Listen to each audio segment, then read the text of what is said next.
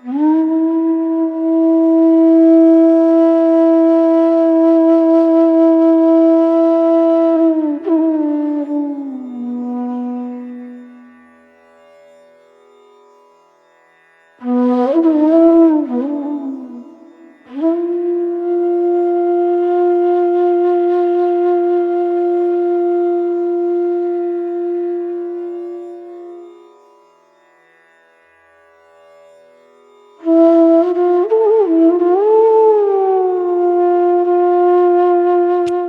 there, Gayatri Jayaraman here from Shamah. I hope you all are doing well and having a good week, sheltering in place and staying safe.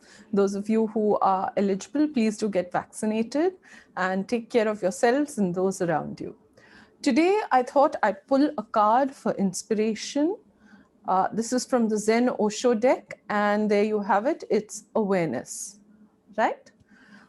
So to begin with, let me just read to you what is the official version of the interpretation. Okay, awareness in the Zen Osho deck is a card of the major arcana, and it says the veil of illusion or Maya that has been keeping you from perceiving reality as it is starting to burn away. The fire is not the heated fire of passion, but the cool flame of awareness. As it burns the veil, the face of a very delicate and childlike Buddha becomes visible.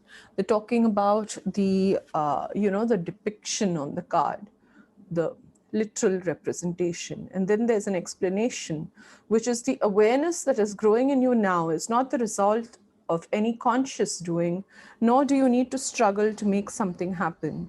Any sense you might have had that you've been groping in the dark is dissolving now or will be dissolving soon. Let yourself settle and remember that deep inside you are just a witness, eternally silent, aware, and unchanged. A channel is now opening from the circumference of activity to that center of witnessing. It will help you to become detached, and a new awareness will lift the veil from you. That's the official interpretation of the card. I also wanted to talk to you about the ways in which awareness gets used in our daily life. It can seem like a very out there concept. You know, when we talk about awareness, what are we talking about? You know, the thing that Buddhas and saints and seers sit with, how does it apply to me in my daily life? What is this awareness, right? It sounds very far-fetched. So let me begin by putting you in direct contact with where we use the awareness. A lot of you, for instance, get back to me saying when I try to meditate, I'm struggling to hold my mind in place. The thoughts are everywhere. And that is where awareness comes in, okay? Awareness is not concentration. It is not attention. Awareness is that which sits very lightly. It is not something that you have to battle for. Awareness is a very gentle awareness, right? It has nothing to do with concentration. Concentration is very active. It is very energetic. It is very forced. Okay.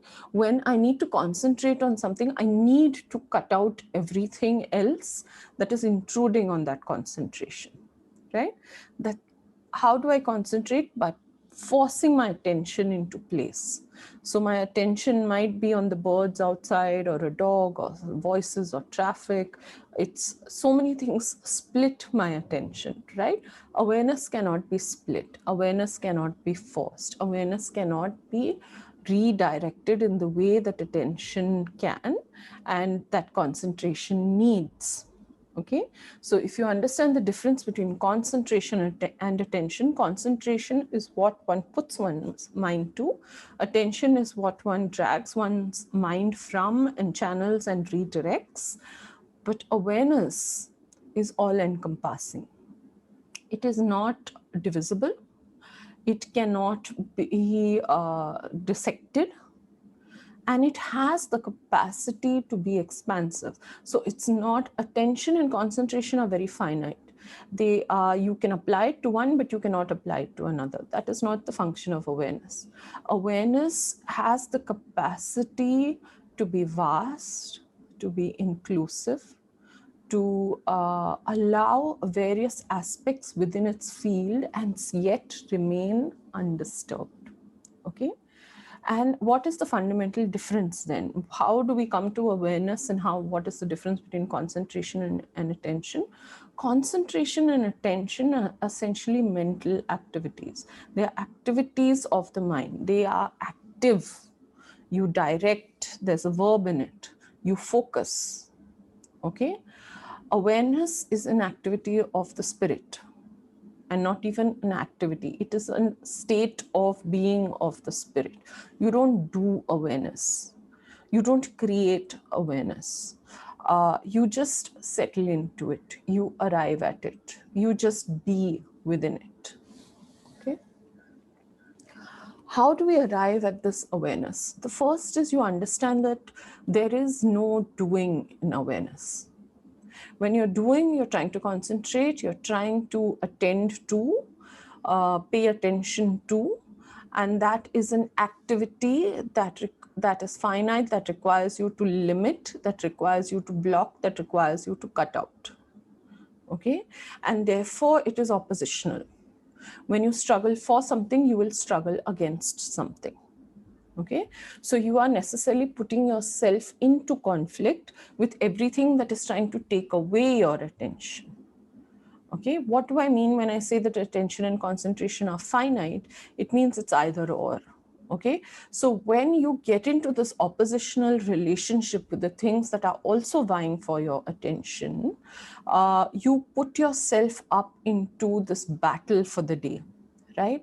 I can either do this work, or I can do my chores, or I can cook, or I can clean, or I can finish a piece of writing, or I can read a book, or I can listen to music, or I can spend some time with my children, my partner, my family, right? Or I can have me time. It's or. You cannot do everything.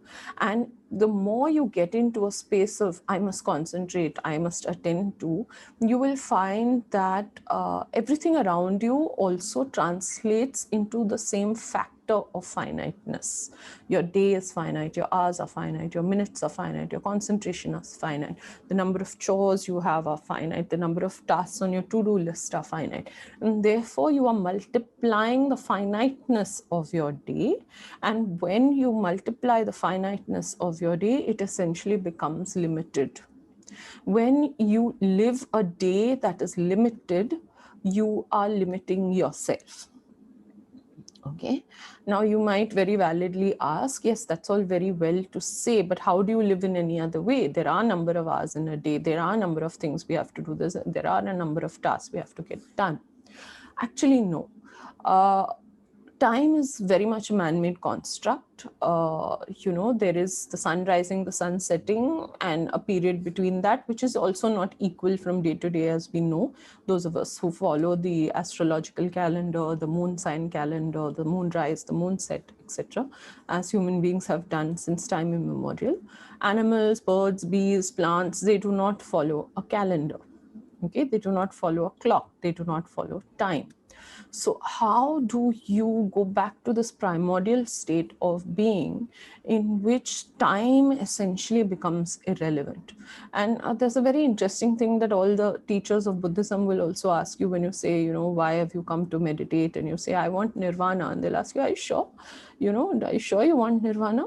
Because when you sort of move into that path of enlightenment, you also have to understand that there are various aspects of it that will eternally change the way you live, the way you perceive, the way you do, the way you think. One of them, very surely, is time. If there is no concept of samsara, there is no concept of nirvana. So if you don't fundamentally believe in the constrictions of the life around you, then what are you gaining liberation from? What is your need then for nirvana?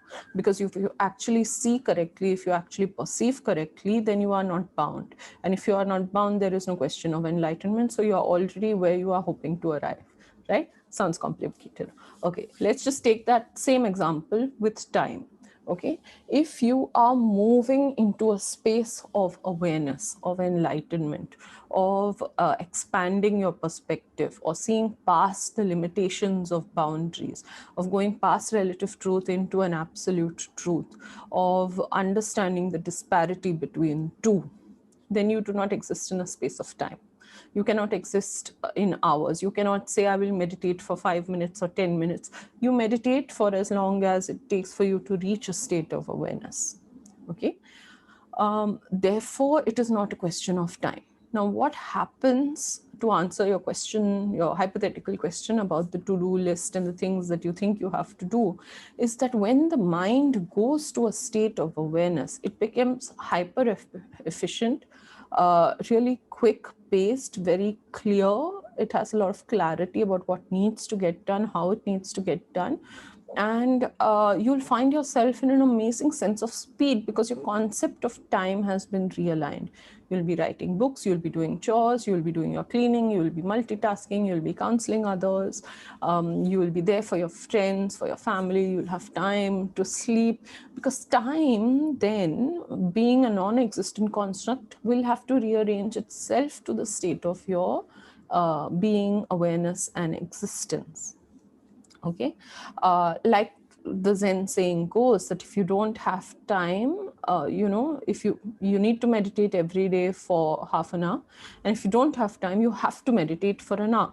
And that sounds like a quirky, fun little piece of advice, but it isn't. It is actually very true. Once you start meditating, you'll realize your concept of time undergoes a complete change, and you have time to do all the things that you want to and more. And you might say, how this sounds like some sort of a miraculous mumbo jumbo. No, it isn't miraculous. It's just that you no longer function to a notion of time. Okay, you don't function, that is, you're not setting parameters. And when you don't set parameters to how you exist, then you exist regardless, right? So the existence, how do you come to the state of awareness? The first thing is move away from the cognitive, move away from the mental. The mental is limiting. You cannot come to awareness through the mind. Okay, the mind is what creates limitations, that creates concepts and conceptual traps, puts you on these little narrow roads. So you have to move, you have to release the mind. How do you do that? You ignore it. You go to the breath, go to the sensations of the body, be in a state of stillness, just awareness. Your mind, when it comes to awareness, will come to rest very, very gently. There is no doing, there is no rajas. Yoga is rajas, okay? Deep breathing is rajas. It activates. When you come to awareness, you're not activating, you're stilling. You're going to the center of your being. You're allowing everything to settle. Some of you who are my clients will know that an example I ask you all to take on when you begin to meditate is feel as though you're stepping in outside your house and it's snowing. And you're just standing there in the middle of the snow, and you're just allowing the snow to fall around you. I know some of you don't like snow. Think of it as rain, very gentle rain.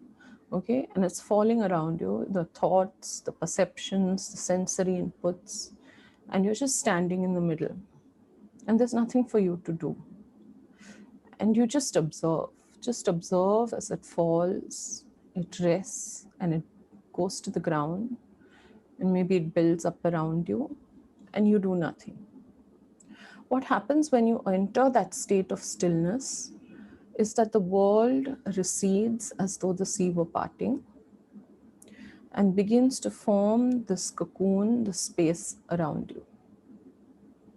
Once you enter that space of stillness, where you are not doing anything to your thoughts, you are not directing them, you're not evaluating them, but as S.N. Goenka says, objectively, without evaluation, without judgment, without reaction, just allow things to come into being. You step into a space of awareness. How do you know you're stepping into a space of awareness? You'll find that it is expansive. As it expands, it includes. It is able to include all the sensory perceptions that come into its frame of being, because it is not required to evaluate them. The mind is always evaluating. The mind is always judging. Why is that person so loud? Why is that cooker going on? What is happening in the neighboring building? Is there, somebody at the door? What time is it? Why am I feeling itchy, hungry? Should I be starting, lunch? Why am I meditating so long? Is it 10 minutes? Is it 5 minutes? That's how the mind works. That's not how awareness works. When you come to awareness, there is no evaluation. There's just, I wouldn't even call it acceptance, so I know it's a very trendy word to use. Acceptance is requires an evaluation before you accept it. Okay, something comes to you and you say, okay, I don't know if you're good or bad, and then maybe I'll evaluate you and then I'll accept you. Because there's no question of acceptance in awareness, because what is. You're not wishing anything away. You're not wishing anything was different. You are just seeing things as they are. Yatha bhuta jnana dasana. Seeing reality as it is. It is. It is in this moment. There is nothing for me to change in this moment. There's nothing for me to wish away. There's nothing for me to alter. And therefore, when you exist in that state of awareness, you see the world and reality, phenomena, things, occurrences as they are. And you just remain suspended in that moment. I have what I have. I don't have what I don't have. I do what I can do. What I can't do, I can't do. That's it. That's your awareness. There is no fight. There is no alteration. There is no change. There is no creation. There is no productivity. There is no lessonness. There is no being diminished. There is no receiving. There is no taking. You're just suspended in a perfect moment in time.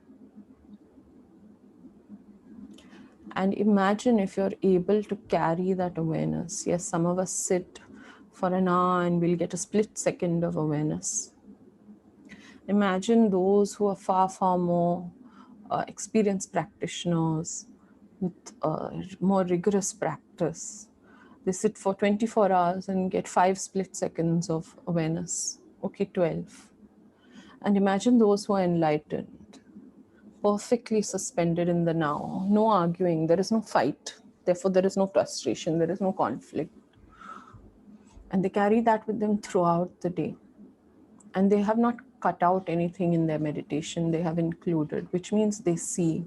This is why bodhisattvas and saints and seers and sages are able to see the suffering of the world.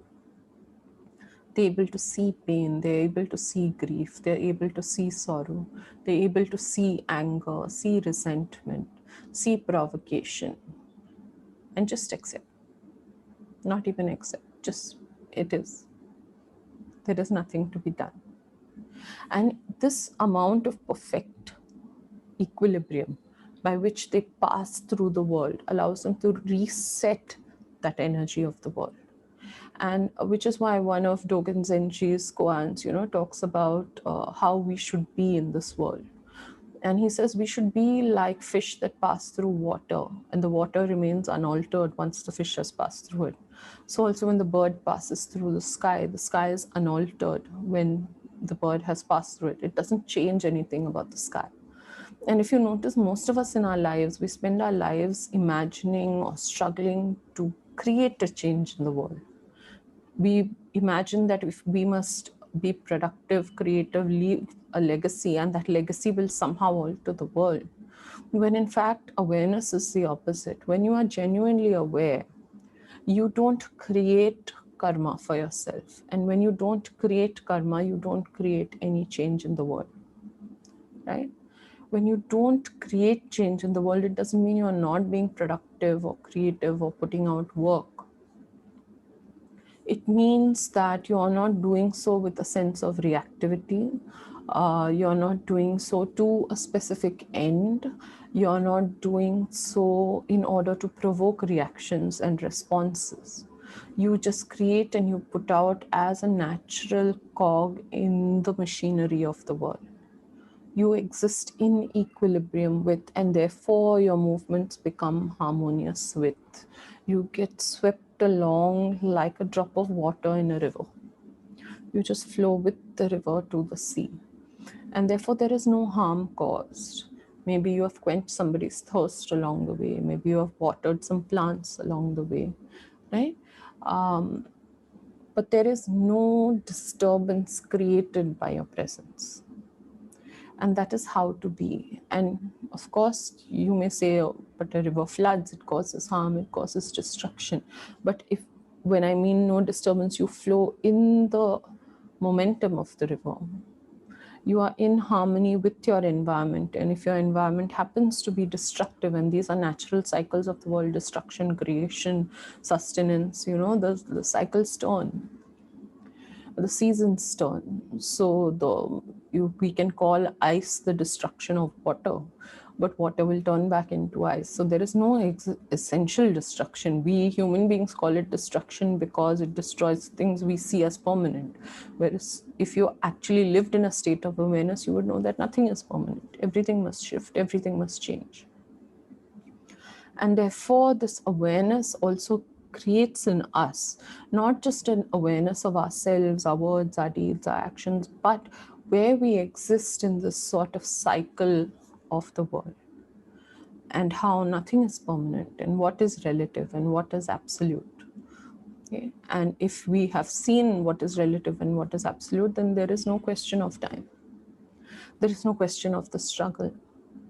There is no question of concentration or attention.